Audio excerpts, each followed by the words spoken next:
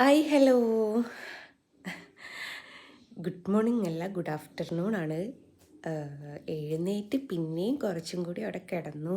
ചായയൊക്കെ കുടിച്ചതിന് ശേഷം പിള്ളേരും വീട്ടിലുണ്ട്. അപ്പോൾ പിന്നെ പ്രത്യേകിച്ച് പണിയൊന്നും ഇല്ലാത്തത് കൊണ്ട് കിടന്നുറങ്ങിയതായിരുന്നു.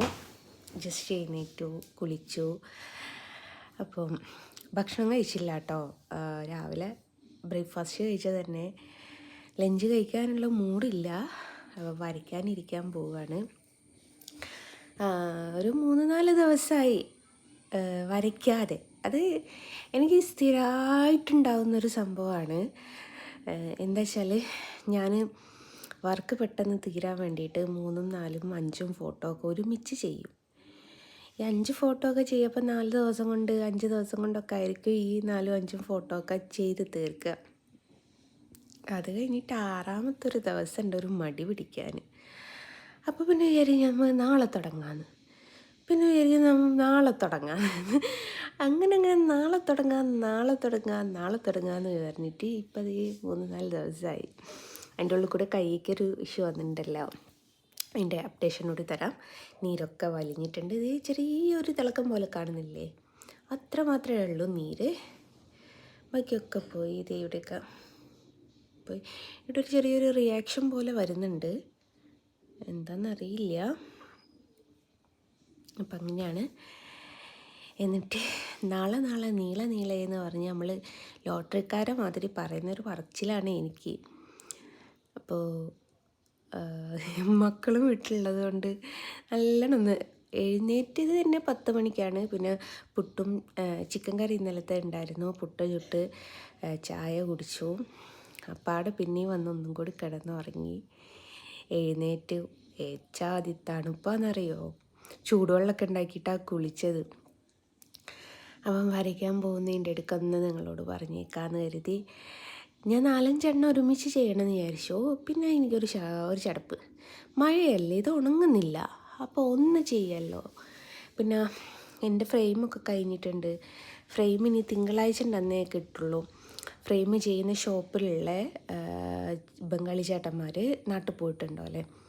പിന്നെയുള്ള അവിടുത്തെ മുതലാളി ചേട്ടന് പനിയാണോ അല്ലേ. അപ്പോൾ അതുകൊണ്ട് തിങ്കളാഴ്ച അന്നേ എനിക്ക് ഫ്രെയിമെല്ലാം കിട്ടുള്ളൂ.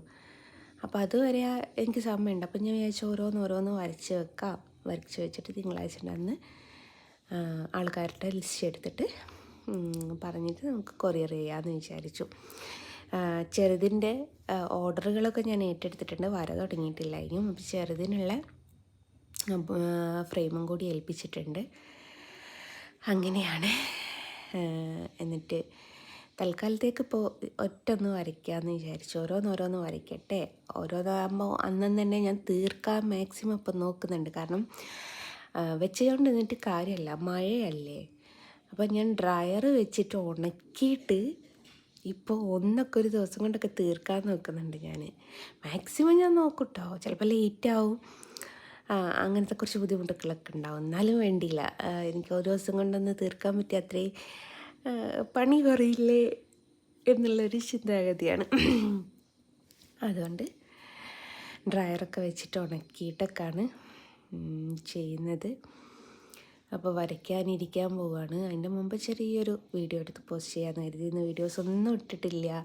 വീഡിയോസും ഇടണം, വർക്കും ചെയ്യണം, വീട്ടിലെ കാര്യവും നോക്കണം, എല്ലാം കൂടി ഒരു മതിന്.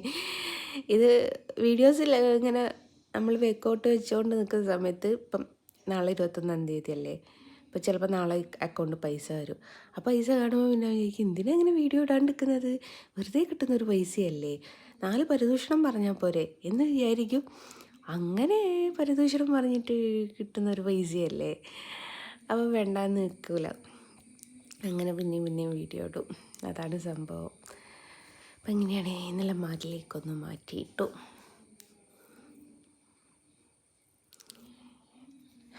അങ്ങനെ അപ്പോൾ ഇത്രയേ ഉള്ളൂ ഇന്നത്തെ വിശേഷങ്ങളൊക്കെ.